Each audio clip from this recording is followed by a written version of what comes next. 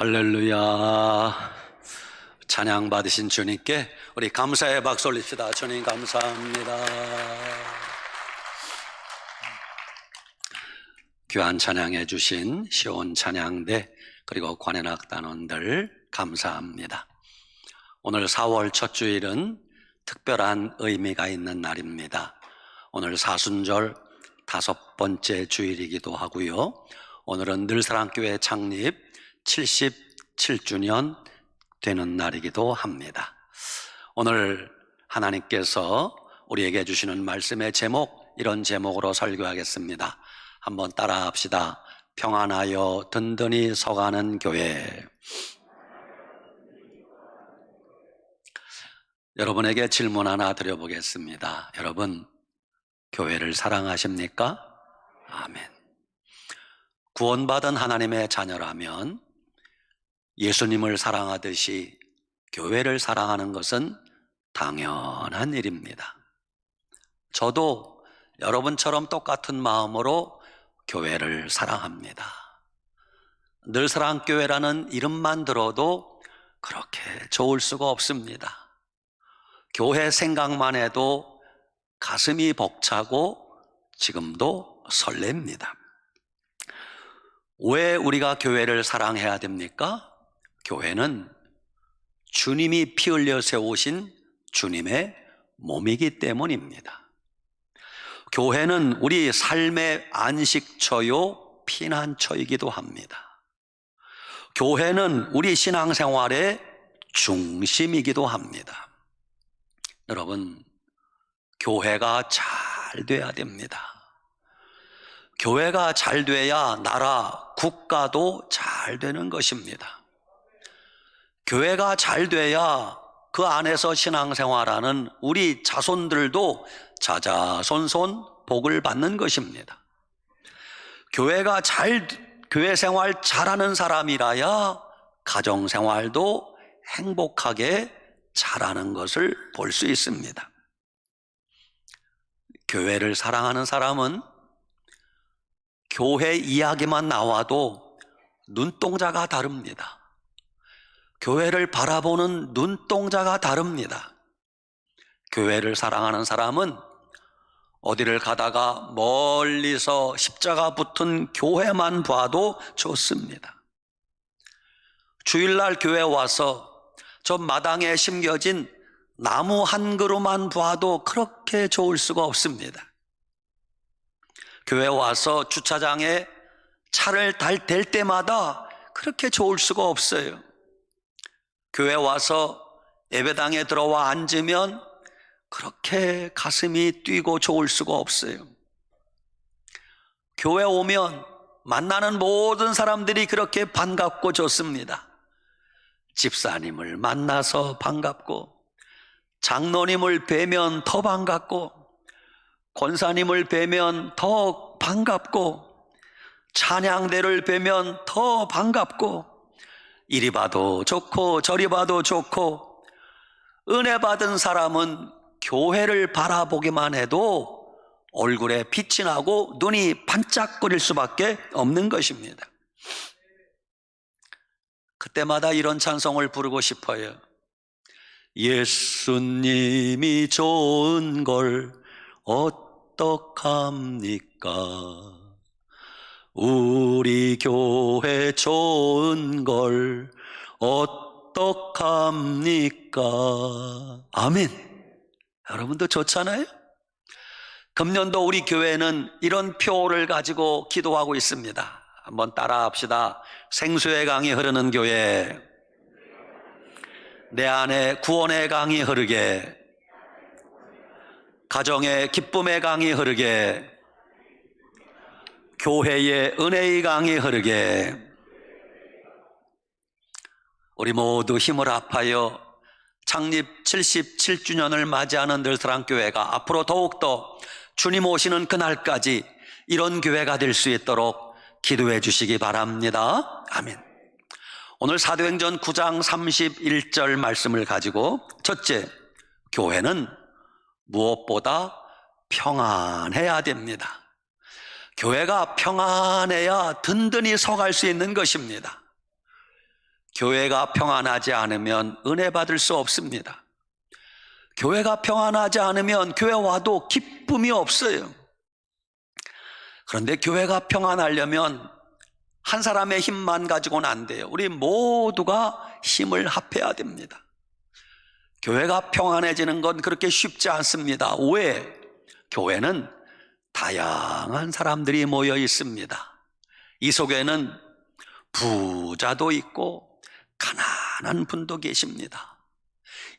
여기 성도들 가운데는 공부를 많이 한 박사님들도 계시고 국민학교 문턱도 못 가본 무학자들도 계십니다.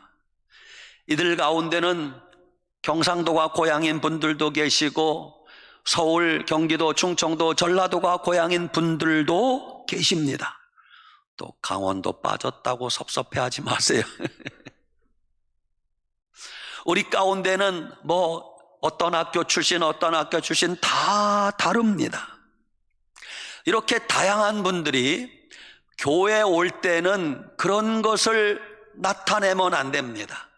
교회 들어오실 때는 우리 모두 예수님 믿는 하나님의 자녀라는 한 가지만 가지고 교회에 오셔서 서로를 아끼고 감싸주는 사랑의 공동체를 만들어야 됩니다. 그게 교회인 것입니다. 지금 제가 손짓하는 뒤편에 비전센터 건축 공사를 하고 있습니다. 틈틈이 공사 현장에 가보면은 참 많은 재료들이 들어갑니다. 철근도 들어가고 시멘트도 들어가고 목재도 필요하고 이제 벽돌도 필요하고 자갈도 필요하고 얼마나 많은 재료들이 필요하겠습니까? 그 중에 필요 없는 재료가 있습니까? 다 필요합니다. 모래 한 알도 자갈 하나도 필요한 것입니다. 철근이 중요하지만 철근만 가지고는 공사가 진행될 수 없어요. 시멘트만 가지고는 공사가 진행될 수 없어요. 각양 다양한 재료들이 하나로 모아져야 든든한 건물이 지어지는 것입니다.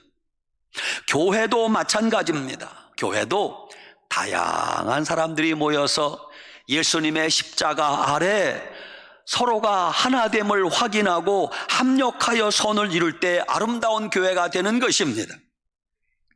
누가복음 11장 17절 스스로 분쟁하는 나라마다 황폐하여지고 스스로 분쟁하는 집은 무너지느니라 그러셨어요.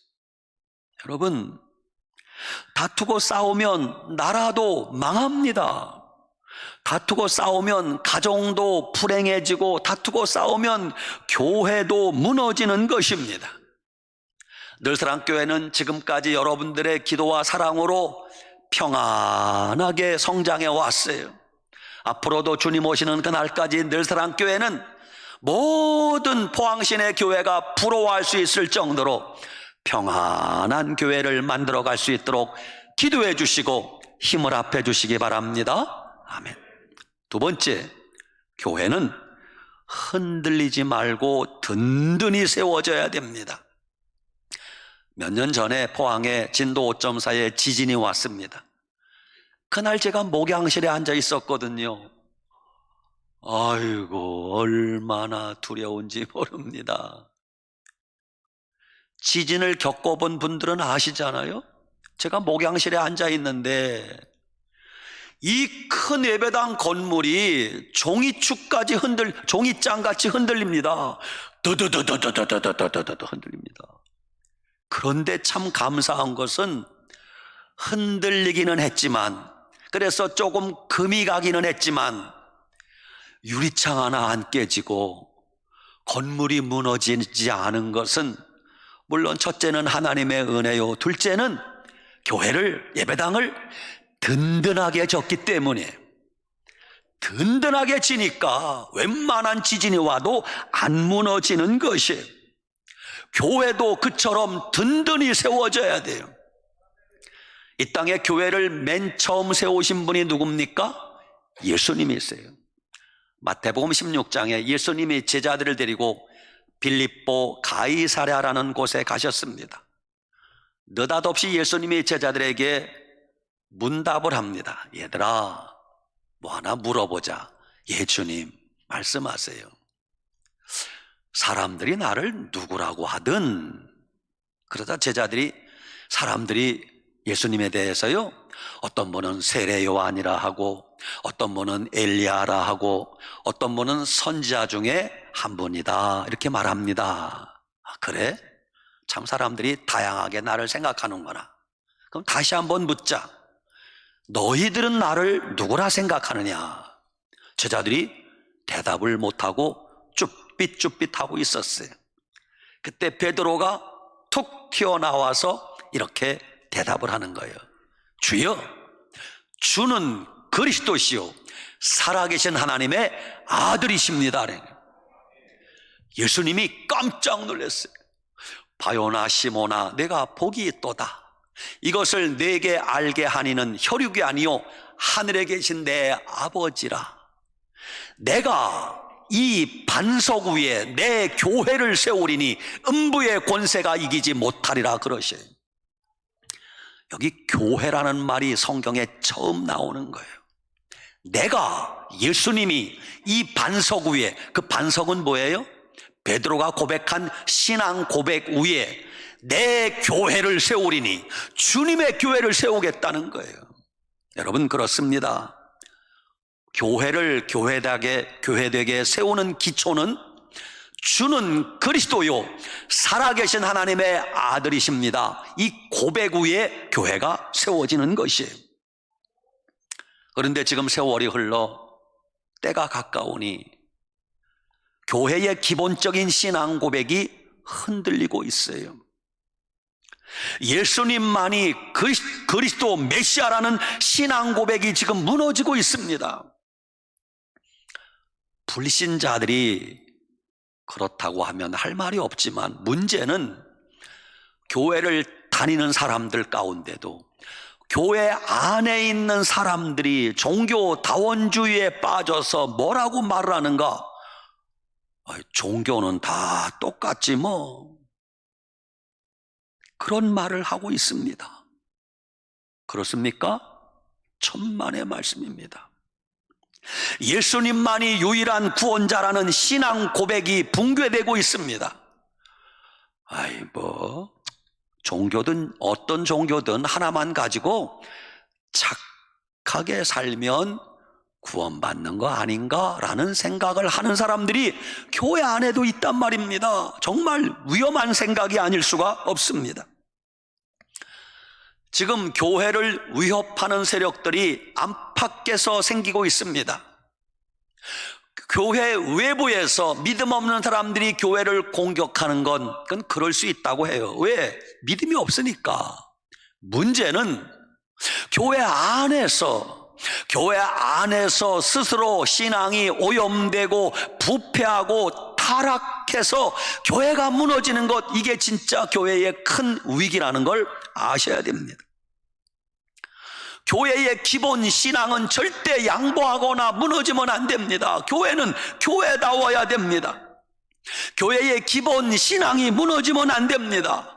교회는 예수 그리스도가 주인이시고 예수님이 교회의 머리가 되십니다. 교회는 성령님 안에서 하나라는 기본 질서가 흔들리면 안 됩니다. 교회를 교회되게 하는 본질적인 힘이 뭔 줄 아십니까? 그건 복음이요, 복음. 교회 안에서는 복음이 정확하게 선포되어지고 복음을 정확하게 알고 믿어야 거기에 신앙의 힘이 생기는 것이. 복음 어렵지 않습니다. 복음은 어린 아이들도 들으면 아멘, 아멘, 그게 복음이지. 어떤 분들은 성경 66권을 보다 보면 우리 인간이 성경을 다 모릅니다. 일부만 아는 거예요. 어떤 분들은 일부러 성경의 아주 난해한 구절들, 컴퓨터도 모르고 아무도 모르는 어려운 구절들만 뽑아가지고 그거 연구하고 그거 조금 알면 자기 신앙 수준이 높은 거라고 생각하는데 그건 교만이고 착각이에요. 복음은 쉽습니다. 마태복음 1장 21절, 아들을 낳으리니 이름을 뭐라 하라? 예수라 하라. 이는 그가 자기 백성을 저희 죄에서 구원할 자임이라 그랬어요. 우리를 구원할 자 누구예요? 예수님이라고 분명히 말씀하잖아요. 요한복음 1장 12절, 영접하는 자, 곧 그 이름을 믿는 자들에게는 하나님의 자녀가 되는 권세를 주셨으니 이는 혈통으로나 육정으로나 사람의 뜻으로 나지 아니하고 곧 하나님께로서 난 자들이니라 그러셨어요. 예수님을 영접하는 것이 예수님을 믿는 거라고 말씀하셨어요. 우리가 잘 아는 요한복음 3장 16절 같이 한번 외워봅시다. 하나님이 세상을 이처럼 사랑하사 독생자를 주셨으니 이는 누구든지 그를 믿는 자마다 멸망하지 않고 뭘 얻게? 영생을 얻게 하려 하심이니라. 이 말씀 가운데 이해가 안 되는 말씀이 뭐예요? 없어요. 쉽다니까요. 요한복음 14장 6절 예수께서 가라사대 내가 곧 길이요 진리요 생명이니 나로 말미암지 않고는 아버지께로 올 자가 없느니라. 예수님을 통하지 않고 천국 가는 길이 몇 가지 있어요? 없어요. 없어.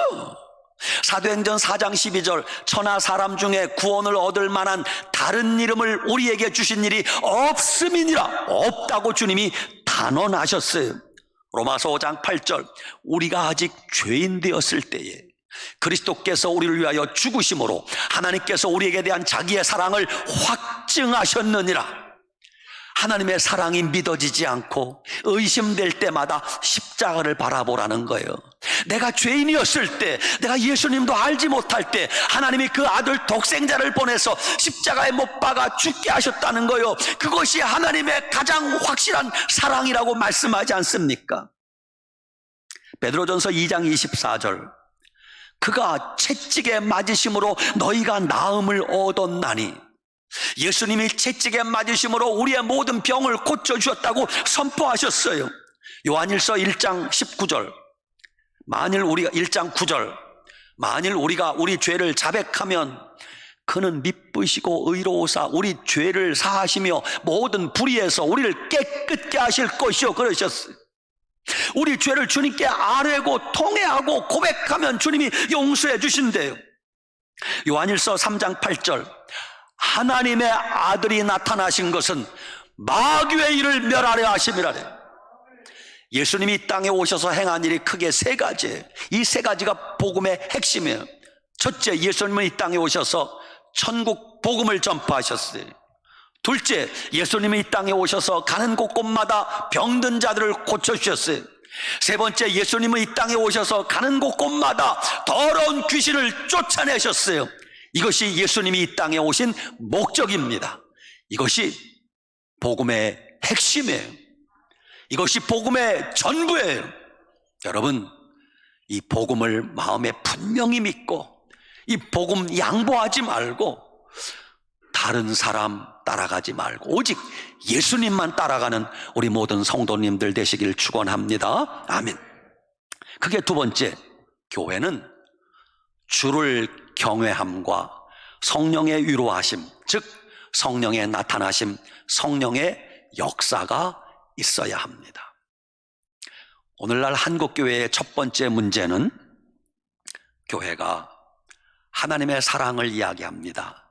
잘하는 거예요. 예수 그리스도의 은혜를 선포합니다. 잘하는 거예요. 그런데 주님을 경외함과 하나님 두려운 줄 모르는 게 문제예요. 하나님 사랑 우리가 충분히 알고 있습니다. 예수님의 은혜 충분히 알고 있습니다. 거기에 덧붙여서 두려운 하나님이라는 걸 잊지 말아야 됩니다. 진노하시는 하나님, 징계하시는 하나님, 때로 심판하시는 하나님이라는 것도 잊지 말아야 됩니다. 지금 많은 한국교회 성도들이 스스로 속고 있는 한 가지가 있습니다. 잘못된 구원론을 강조하면서 거짓 믿음에 속고 있습니다. 한 번 구원은 영원한 구원이라고요. 저도 그러면 좋겠어요. 한 번 예수님 믿었으면 무슨 짓을 해도 회개 안 해도 구원받는데 무슨 논리인지. 아니, 천국 가는 것을 천국의 주인이신 하나님 허락도 없이 자기가 난 천국 갈 거라고 자기가 도장을 찍고 자기가 믿고 있어요. 한편으로는 참 위험한 생각이 아닐 수가 없어요. 다시 한번 우리의 신앙의 옷깃을 여미고 내 믿음이 진짜 믿음인가를 스스로에게 물어봐야 돼. 두 번째, 한국교회의 지금 가장 큰 문제는 그렇게 뜨거웠던 한국교회 안에 성령의 역사가 많이 식었다는 것을 부인할 수 없어요. 교회 안에 인간의 지식, 인간이 만든 이론, 사상들은 난무하고 있는데 성령의 나타나심과 성령의 역사하심이 줄어든 것이 사실이에요.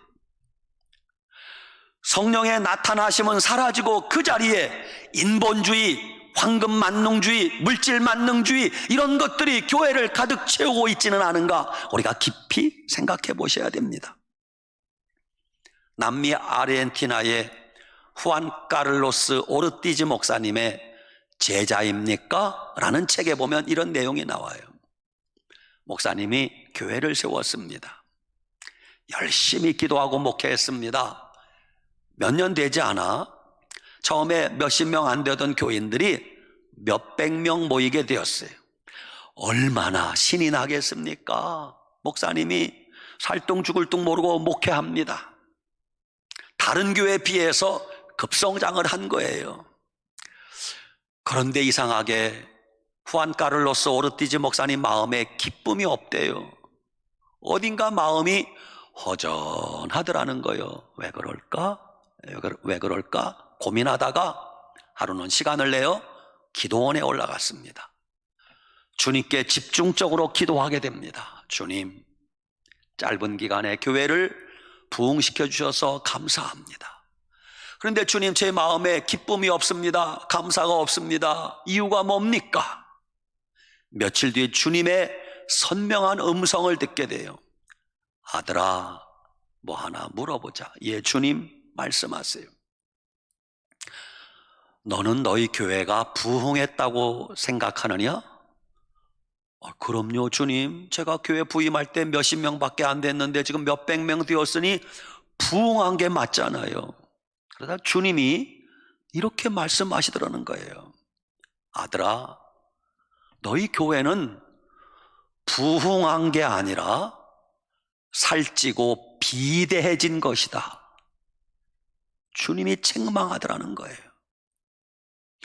너희 교회에 과연 그리스도를 닮은 사람이 얼마나 되느냐? 외적으로 몸집은 커졌지만 비대해진 것, 살찐 것일 뿐이다 라고 주님이 책망하더라는 거예요. 오늘 우리 각자가 스스로에게 질문해 보셔야 됩니다. 내 믿음은 성장했는가 아니면 비대해졌는가? 내 믿음에 성령의 나타나심이 있는가 아니면 내 가슴 속에 인간의 생각만 가득 채워지고 있는가? 오늘 우리가 다시 한번 주의 음성을 들으셔야 됩니다. 예수님께서 구원받은 하나님의 자녀들에게 명령하신 최고의 명령이 마태복음 28장 19절 20절이에요. 그걸 지상명령이라 해요. 더 하이스트 커맨드먼트라 그래요. 그러므로 너희는 가서 모든 민족을 제자 삼아 아버지와 아들과 성령의 이름으로 세례를 주고 내가 너희에게 분부한 모든 것을 가르쳐 지키게 하라. 볼지어다 내가 세상 끝날까지 너희와 항상 함께 있으리라. 모든 제자들과 하나님 자녀된 예수님 믿는 그리스도인에게 똑같은 이 명령을 주셨어요. 그래서 우리는 온 세상에 복음 전해야 될 세계 선교의 사명이 모든 교회에 있다는 걸 우리는 아셔야 됩니다. 그런데 이 사명을 감당하려면 인간의 힘으로는 안 돼요. 이 모든 민족에게 복음을 전하는 이 사명을 감당하기 위해서 주님이 택한 방법이 뭐냐? 그게 사도행전 1장 8절입니다. 오직 성령이 너희에게 임하시면 너희가 뭘 받고? 권능을 받고 예루살렘과 온 유대와 사마리아와 땅끝까지 이르러 내 증인 되리라 주님이 약속하셨어요. 이 말씀을 붙들고 제자들이 마가다락방에 모여서 오순절 그날까지 몸부림치며 전심으로 기도하고 있을 때 드디어 오순절 그날이 되매 성령이 임하기 시작했어요. 성령의 불이 떨어지면서 온갖 은사가 나타나고 방언을 하고 마가다락방에 있는 그들이 뒤집어지기 시작했습니다. 그렇게 시작된 예루살렘 교회에 성령의 불이 임하니 교회가 하루아침에 3,000명이 들어오고 또 하루아침에 5,000명이 부흥했습니다. 그것은 부흥이라는 말로는 모자랍니다. 교회가 폭발했다고, 폭발적으로 성장했다고 할 수 있습니다. 교회가 3,000명, 5,000명은 남자들만의 숫자예요. 그러니까 아마 여자들, 아이들, 노인까지 하면은 2, 3만 명 모이는 교회가 예루살렘 교회였을 거예요. 그런데 그런 교회에 어느 날 갑자기 사도행전 8장에 위기가 닥쳤습니다. 예루살렘 교회에 큰 핍박이 일어나서 사도들 외에 모든 성도들이 뿔뿔이 사방으로 흩어지게 되었습니다. 그러면 그때 왜 예루살렘 교회에 큰 핍박이 일어났는 줄 아십니까? 그때 핍박은 지금 우리가 생각하는 뭐 전도하다가 선교하다가 뭐 욕 좀 먹고 뭐 손가락질 좀 당하고 뭐 조금 침뱉음을 당하고 그 정도가 아니에요. 초대교회 때 핍박은 뭐예요? 누가 예수님 믿는다고 하면 잡아다가 감옥에 가둡니다. 옷을 벗기고 두들겨 팹니다. 톱으로 켜서 죽이고 사자밥을 만들고 그게 핍박이에요. 살아남을 수 있습니까? 그러면 성경에 우연은 없는데 왜 그런 핍박이 예루살렘 교회에 닥쳤는 줄 아십니까? 사도행전 1장 8절 말씀을 잊어버렸기 때문에 오직 성령이 너희에게 임하시면 너희가 권능을 받고 예루살렘과 온 유대와 사마리아와 땅끝까지 이르러 내 증인 되리라. 되리라 그 말은 되라 명령어가 될 수도 있어요. 근데 예루살렘 교회가 부흥은 했는데 성장은 했는데 그 명령을 이행하지 않았어요. 사마리아의 온 유대 땅의 땅끝으로 전도하러 선교하러 가지 않았어요. 예루살렘 교회가 우리끼리 좋다 그지? 우리끼리 재미있다 그지? 사치기 사뽀뽀 이러고 놀고 있었어요. 그래서 주님이 그들을 사방으로 흩으시기 위하여 택하신 방법이 핍박이라는 방법이에요. 핍박이라는 방법을 통해서 예루살렘 교회의 수만 명 성도들을 주님이 강제로 흩어버린 거예요. 그래서 그들이 목숨을 부지하기 위하여 예루살렘을 떠나서 사마리아로 갑니다. 갈리로 올라갑니다. 북쪽의 안디옥까지 올라가게 되는 것입니다. 분명한 사실은 예루살렘 교회가 핍박당하면서 핍박에 굴복하지 않았어요. 예루살렘 교회는 무서운 핍박이 일어났을 때 그때 정신 차려서 비록 숨어 다니기는 했지만 뜨겁게 복음을 전했습니다. 핍박이 일어난다는 것은 숨어서 죽어 지내란 뜻이 아니라 숨어서 전도하란 뜻이에요. 오늘 새벽에도 말씀드렸습니다마는 한 어머니가 아들이 초등학교 1학년인가 2학년 되었을 때 갑자기 남편이 돌아가셨어요. 그동안 믿음도 없이 살았는데 젊은 나이에 남편이 갑자기 돌아가시니까 아내가 살 소망이 없는 거예요. 아내는 남편 따라 죽어버리고 싶었어요. 그런데 초등학교 다니는 어린 아들 때문에 죽을 수도 없었어요. 정신줄을 놓았습니다. 삶의 의미가 없는 거예요. 남편 없는 세상을 어린 아들과 함께 어떻게 살까? 앞이 캄캄합니다. 죽을 수도 없어요. 아들이 초등학교 가면은 아들 따라서 학교를 같이 갑니다. 아들은 교실에 들어가면 정신줄을 놓은 엄마는 학교 운동장 구석에 앉아서 하루 종일 아들이 수업 끝날 때까지 기다리는 거예요.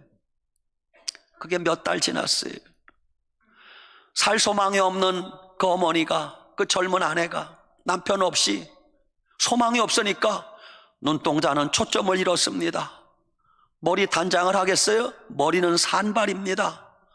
옷을 뭐 챙겨 입었겠어요? 옷도 남루합니다. 그렇게 아들 따라서 초등학교 운동장에 매일같이 가서 앉아 있는 거예요. 학교 소문 나지 않겠어요? 어느 날 운동장 구석에 앉아 있는데 아들의 담임 선생님이 운동장에 나오셨어요. 어머니, 저 좀 잠깐 봬요. 그 아들의 담임 선생님이 그 어머니를 데리고 교무실로 데리고 가셔서 상담을 하는 거예요.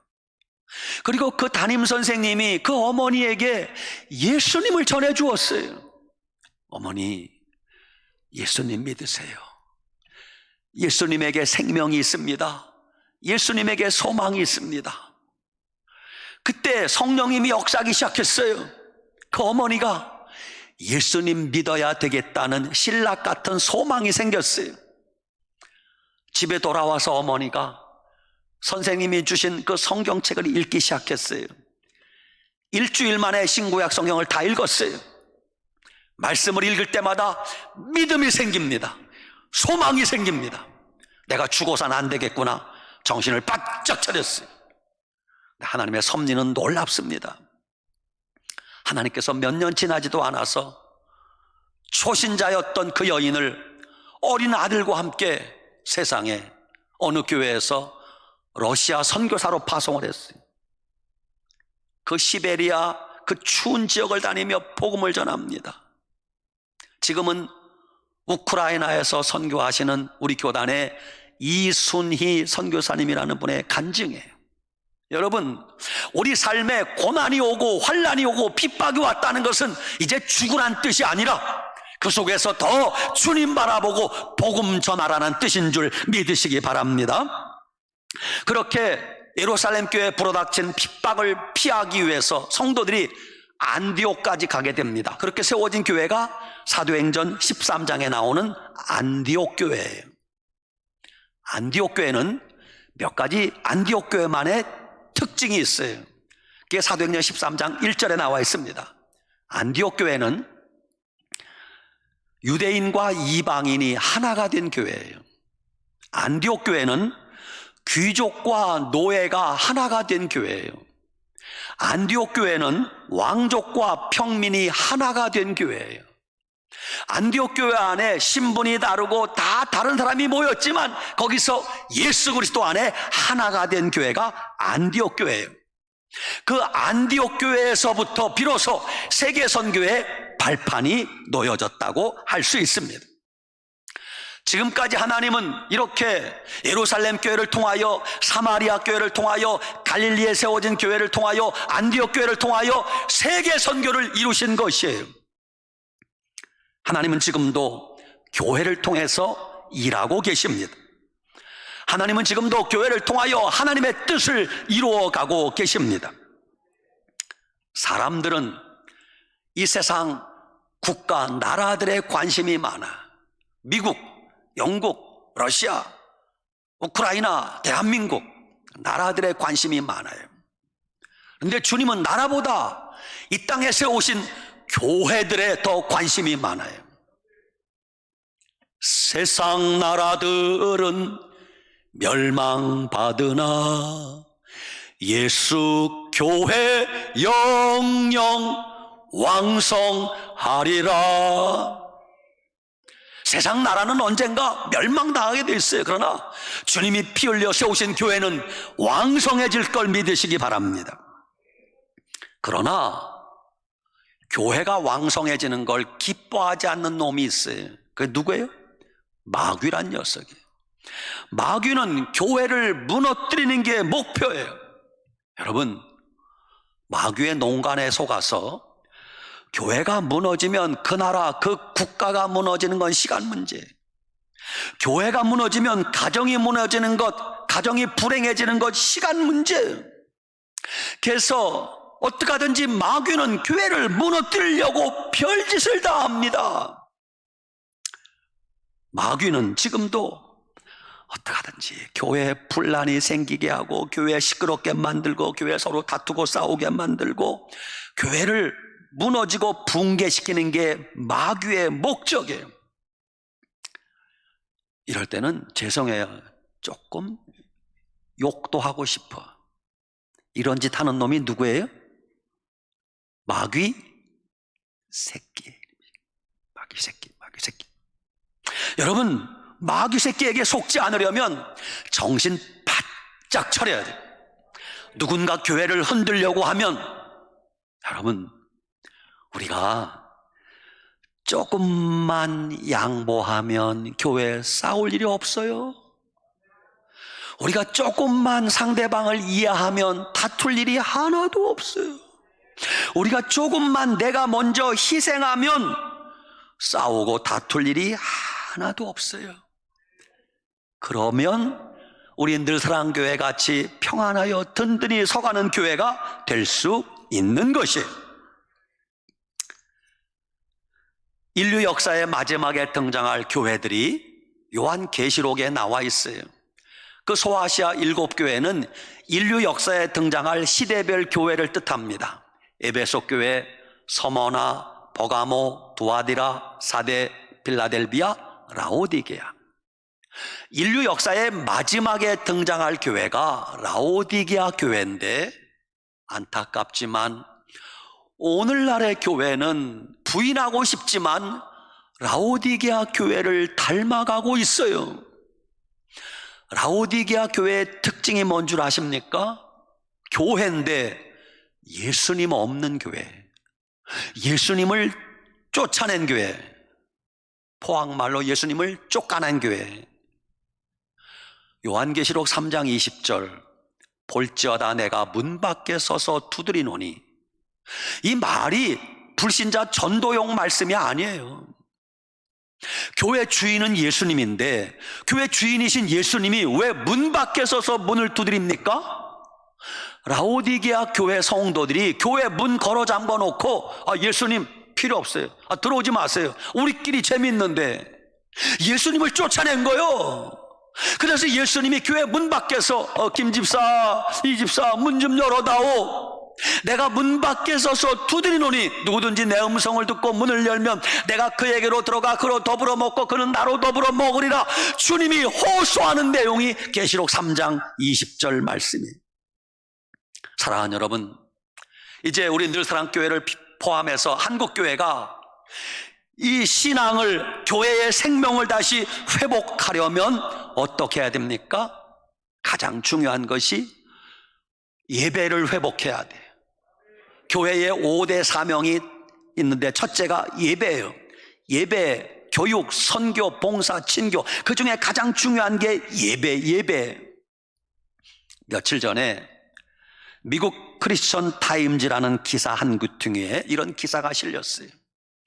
미국에서 한국교회를 진단하는데, 한국에서 지난 1, 2년 동안 코로나 시국을 염두에 둔 거예요. 지난 1, 2년 동안 한국에서 기독교 신앙을 버리고 교회를 떠난 사람 숫자가 120만 명이다. 우리 주님 앞에서 울어야 돼요. 코로나 때문에 예배 제대로 못 드리는 사이에 예수님 믿는 기독교 신앙을 버리고 교회를 떠난 사람이 120만 명이래요. 그 원인을 이렇게 진단했어요. 교회 안에서 예배가 무너진 것이 원인이다. 왜? 어쩔 수 없는 상황이긴 하지만 영상 예배를 드리면서 자기도 모르는 사이에 편리함에 빠졌다는 거예요. 자기도 모르는 사이에 편리한 영상 예배 드리다 보니 신앙이 무너졌다는 거예요. 이런 날이 올 줄 알고 주님은 히브리서 10장 25절 우리에게 경고하셨어요. 모이기를 패하는 어떤 이들의 습관과 같이 하지 말고 오직 권하여 그날이 가까움을 볼수록 더욱 그리하자. 말세가 되면 아이, 뭘 모여? 뭘 꼭 교회 가야 돼야? 뭐 교회 가야만 예배인가? 텔레비 켜놓고 예배드려도 되지. 물론 만부득이한 사정을 제가 모르는 게 아니에요. 교회는 가고 싶은데 열이 납니다. 확진 판정을 받았습니다. 접촉자입니다. 가고 싶어도 못 가온 안타까운 마음을 모르는 바가 아니에요. 그러나 그렇지 않음에도 불구하고 못 오시는 분들을 이야기하는 것이에요. 하나님은 예배하는 자들을 찾는다고 요한복음 4장에 말씀하셨어요. 하나님은 영이시니 예배하는 자가 영과 진리로 예배할지냐 그러셨어요. 하나님이 원하시는 예배는 로마서 12장 1절, 그러므로 형제들아 너희는 이 세대를 본받지 말고 오직 마음을 새롭게 함으로 변화를 받아. 죄송합니다. 그러므로 형제들아 내가 하나님의 모든 자비하심으로 너희를 권하노니 너희 몸을 하나님이 기뻐하시는 거룩한 산 제물로 드리라. 이는 너희가 드릴 영적 예배니라 그래요. 여기 예배에 관해서 말씀하시는데 우리가 드릴 영적 예배는 너희 몸을 하나님 기뻐하시는 거룩한 산 제물로 드리라요. 몸을 드리래요. 근데 여기 로마서 12장 1절에 몸이라는 헬라어 단어는 두 가지가 있어요. 첫째는 육체, 이 고기 덩어리 육체를 뜻하는 사르크스라는 헬라어가 있어요. 로마서 12장 1절에는 사르크스라는 단어를 쓰지 않고 소마라는 단어를 썼어요. 같은 육체인데 그 소마라는 육체는 whole body예요. 내 모든 것을 말하는 거예요. 몸을 드린다. 내 몸과 내 마음과 내 시간과 내 재물과 내 인격과 내 가치관과 내 인생 전부를 드리는 것, 그게 몸을 드리는 것이. 사랑하는 여러분, 한국교회는 부인할 수 없는 교회 위기 상황입니다. 교회가 다시 생명을 회복하려면 오늘 네 가지를 주님이 말씀하십니다. 첫째, 교회마다 다툼과 분란을 그치고 평안한 교회를 만드셔야 됩니다. 둘째, 교회는 든든히 세워져야 됩니다. 신앙의 기초가 흔들리면 안 됩니다. 세 번째, 교회마다 성령의 기름 부으심이, 성령의 나타나심이 끊어지면 안 됩니다. 넷째, 교회가 예배를 회복해야 됩니다. 그래야 한국교회가 살아나고 늘사랑교회가 살아나게 될 것입니다. 주님 다시 오시는 그날까지 늘사랑교회 창립 오늘 77주년인데 창립 80주년, 90주년, 100주년이 되도록 항상 주님 앞에 영광 돌리며 아름다운 교회 만들어갈 수 있도록 함께 기도해 주시고 힘을 모아주시기 바랍니다. 아멘. 기도합시다. 아버지 하나님 감사합니다. 창립 77주년을 맞이하는 늘사랑교회가 주님 오시는 그날까지 평안하여 든든히 서가는 교회가 되게 하시고 흔들리지 않게 하시고 성령의 나타나심이 항상 뜨겁게 하시고 예배가 회복되어지는 교회가 되게 하여 주시옵소서. 예수님의 이름으로 축복하고 기도 올리옵나이다. 아멘.